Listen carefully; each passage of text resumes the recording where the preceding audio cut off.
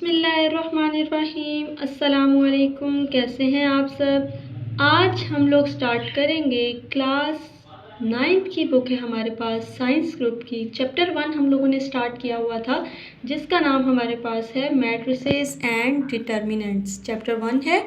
Exercise 1.4 तक each and every question हमारा complete हो चुका है। अगर कोई ऐसी चीज़ जो आपको ना समझ आई हो आप कमेंट सेक्शन में पूछ सकते हैं। तो आज हम लोगों ने स्टार्ट करनी है 1.5। एक्सरसाइज 1.5 स्टार्ट करने से पहले मैंने आपको कुछ इंट्रोडक्शन दिया था। डिटर्मिनेंट ऑफ अ मैट्रिक्स हम लोग किस तरीके से फाइंड आउट करते हैं और एडजॉइंट ऑफ अ मैट्रिक्स हम किस तरीके से फाइंड आउट करते हैं। जब हम किसी भी मैट्रिक्स का डिटर्मिनेंट और एडजॉइंट फाइंड आउट करते हैं तो फार्मूला मैंने आपको बताया था वो हमारे पास मल्टीप्लिकेटिव इन्वर्स बन जाता है। इस एक्सरसाइज में हम लोगों ने क्या फाइंड आउट करना है। फर्स्ट क्वेश्चन में हमारे पास फर्स्ट जो स्टार्ट करते हैं हम लोग उसमें डिटर्मिनेंट दिया हुआ है। तो आज हम लोग करेंगे क्वेश्चन नंबर 1 है हमारे पास एक्सरसाइज 1.5 का। Find the determinant of the following matrices. 4 matrices आपको ABCD के नाम से दिए हुए हैं। आपने इनका डिटर्मिनेंट फाइंड आउट करना है। तो स्टार्ट करते हैं क्वेश्चन 1 का फर्स्ट पार्ट। ये हमें दिया हुआ है फर्स्ट पार्ट किससे, ए से। ए हमारे पास एक मैट्रिक्स दे दिया गया है। ए मैट्रिक्स हमारे पास ये वैल्यूज़ आपके पास लिखी हुई हैं। हमने करना क्या है, इसका क्या फाइंड आउट करना है, डिटर्मिनेंट। तो डिटर्मिनेंट निकालने का तरीका मैंने आपको बताया था कि डिटर्मिनेंट हम लोग किस तरीके से फाइंड आउट करते हैं। डिटर्मिनेंट का सिंबल भी मैंने आपको बताया था कि डिटर्मिनेंट के लिए आप ये चीज़ यूज़ करते हैं, ठीक है। अब आपने इस मैट्रिक्स को भी इस बार के अंदर इस तरह लिखना है -1 2 1 0। और डिटर्मिनेंट फाइंड आउट करने के लिए हम आपस में इनकी क्रॉस मल्टीप्लिकेशन करते हैं और बीच में नेगेटिव साइन आता है हमारे पास। -1 को आपने 0 से मल्टीप्लाई करना है, ये -1 ये 0। नेगेटिव माइनस करते होते हैं, 2 को आपने 1 से मल्टीप्लाई कर देना है, ये आपके पास आ चुका है, ठीक है। नेक्स्ट स्टेप में -1 को जब आप 0 से मल्टीप्लाई करेंगे, 1 को 0 से 1 0 0 आ जाता है, 1 × 0 0। नेगेटिव साइन है, 0 हमारे पास पॉजिटिव नंबर है, कभी भी नेगेटिव नहीं होता। Minus as it is 2 1s are 2। तो इसका आंसर हमारे पास क्या आ चुका है यहाँ पर -2। ये था हमारे पास ए मैट्रिक्स जिसका हमने डिटर्मिनेंट फाइंड आउट कर लिया है। नेक्स्ट हमारे पास सेकंड पार्ट है इसका। बी मैट्रिक्स हमें दे दिया गया और हमें कहा है कि आपने क्या करना है, इसका डिटर्मिनेंट फाइंड आउट करना है। उसी तरीके से जिस तरह हमने पीछे डिटर्मिनेंट फाइंड आउट किया था इसी तरीके से इसका डिटर्मिनेंट फाइंड आउट करेंगे। ब्रैकेट्स को हम चेंज करके ये बार्स लगा देंगे। सिंपल क्रॉस मल्टीप्लिकेशन है। इसी तरीके से आपने क्या करना है, मल्टीप्लाई करना है। 1 को -2 के साथ मल्टीप्लाई कर देंगे, बीच में नेगेटिव साइन आता है आपके पास। 2 को आपने किससे मल्टीप्लाई करना है, 3 से। ये आपने यहाँ पर लिख दिया, ठीक हो गया। अब यहाँ देखें 1 × 2 2 आ जाएगा, नेगेटिव साइन था एज इट इज़, ठीक हो गया। Negative sign as it is, 2 × 3 2 3s are 6 होता है। अब यहाँ ज़रा गौर करिएगा आप, माइनस माइनस माइनस माइनस क्या होता है, प्लस। तो 2 में जब आप 6 ऐड करेंगे तो ये हो जाएगा आपके पास 8। और हमेशा हमारे पास बड़ी वैल्यू का साइन आता है, वो नेगेटिव था तो ये -8। ये था हमारे पास इसका सेकेंड पार्ट। ये हमारे पास सी मैट्रिक्स दिया गया है इसका क्वेश्चन का थर्ड पार्ट फर्स्ट क्वेश्चन का। इसी तरीके से हमने डिटर्मिनेंट फाइंड आउट करना है। सेम वही तरीका जो मैंने आपको वीडियो में पिछली बताया था। यहाँ पे अब आपने एज इट इज़ ऊपर वाली चीज़ उठा के नीचे लिख दी। आगे हमने क्या करना है, क्रॉस मल्टीप्लिकेशन। इस तरीके से 3 को 2 से मल्टीप्लाई करेंगे, ये 3 ये 2, बीच में क्या साइन आता है, नेगेटिव। ये इस 3 को आपने इस 2 से मल्टीप्लाई करना है। इसी तरीके से आपने यहाँ पे राइट डाउन कर लिया। नेक्स्ट स्टेप में 3 × 2 क्या आ जाएगा, 6 माइनस 3 × 2 क्या आ जाएगा, 6। अब यहाँ आप देखें 6 में से जब आप 6 निकालेंगे तो ये 0। अच्छा, और मैंने आपको ये भी बताया था कि ऐसा मैट्रिक्स जिसका आंसर हमारे पास 0 आ जाए वो हमारे पास क्या होता है, सिंगुलर मैट्रिक्स होता है। तो सी हमारे पास क्या है, सिंगुलर मैट्रिक्स है। इस क्वेश्चन में आपने सिंगुलर नॉन सिंगुलर नहीं बताना।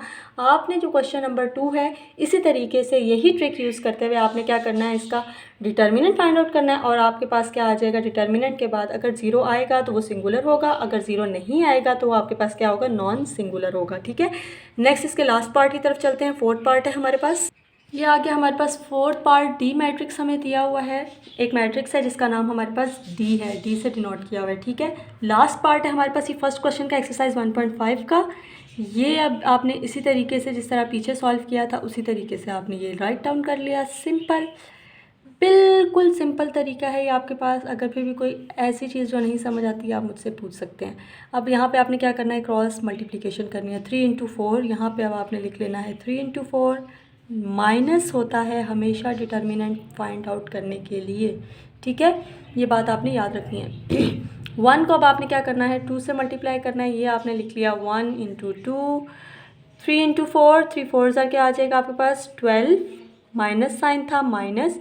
1 × 2, 1 2 2। अब यहाँ पे अब आप और करें, 12 में से जब आप 2 माइनस करेंगे तो आपके पास क्या आंसर आ जाएगा 10। तो ये था आपके पास फोर्थ पार्ट। ये था हमारे पास क्वेश्चन नंबर 1 एक्सरसाइज 1.5, ठीक है। उम्मीद करती हूँ आपको ये क्वेश्चन समझ आया होगा। ये हमने क्वेश्चन नंबर 1 का जितने भी 4 पार्ट्स हमें क्वेश्चन 1 के दिए हुए थे हमने वो सॉल्व आउट कर लिए हैं। अगर इसमें कोई ऐसी चीज़ जो आपको ना समझ आई हो तो आप कमेंट सेक्शन में मुझसे पूछ सकते हैं। नेक्स्ट चलते हैं अपने क्वेश्चन नंबर 2 की तरफ। सेम एज इट इज़ यही है। वहाँ पे सिर्फ आपने बता देना है कि अगर 0 आ गया तो सिंगुलर, अगर कोई और नंबर आ जाता है तो वो नॉन सिंगुलर। जिस तरह हमारे पास ये 1 2 और 4 जो है नॉन सिंगुलर हैं, और ये हमारे पास थर्ड जो 0 आया ये हमारे पास सिंगुलर है। इस तरीके से हम चलते हैं अपने नेक्स्ट क्वेश्चन की तरफ। क्वेश्चन नंबर 2 है हमारे पास, यहाँ गौर करिएगा। ये दिया हुआ है आपके पास क्वेश्चन नंबर 2 एक्सरसाइज 1.5 का। Point which of the following matrices are singular और नॉन सिंगुलर। अभी मैंने आपको बताया है कि आपने क्या फाइंड आउट करना है कि ये जितने भी 4 मैट्रिसेस आपको ABCD के नाम से दिए गए हैं ये सिंगुलर हैं या नॉन सिंगुलर हैं। अगर तो आंसर 0 आ जाता है डिटर्मिनेंट के बाद तो वो सिंगुलर। अगर आंसर 0 नहीं आता, कोई नेगेटिव पॉजिटिव कोई भी नंबर आ जाता है तो वो आपके पास क्या होगा, नॉन सिंगुलर मैट्रिक्स होगा। तो चलिए स्टार्ट करते हैं अपना क्वेश्चन नंबर 2। ये हमारे पास क्वेश्चन 2 का फर्स्ट पार्ट दिया गया है। उसी तरीके से आपने क्या करना है, डिटर्मिनेंट फाइंड आउट करना है। डिटर्मिनेंट निकालने का तरीका मैं आपको पिछले क्वेश्चन में बता चुकी हूँ, पिछली वीडियो में भी बता चुकी हूँ। तो ये सिंपल हमारे पास तरीका है। एज इट इज़ हमने इसको लिख लिया। क्रॉस मल्टीप्लिकेशन करनी है। क्रॉस मल्टीप्लिकेशन का तरीका मैंने आपको बताया है। 3 को आपने 4 से मल्टीप्लाई करना है। यहाँ पर साथ में आपने लिख लेना है, नेगेटिव साइन यूज़ करते हैं। 2 को आपने 6 से मल्टीप्लाई करना है। ये आपने लिख लिया, ठीक हो गया।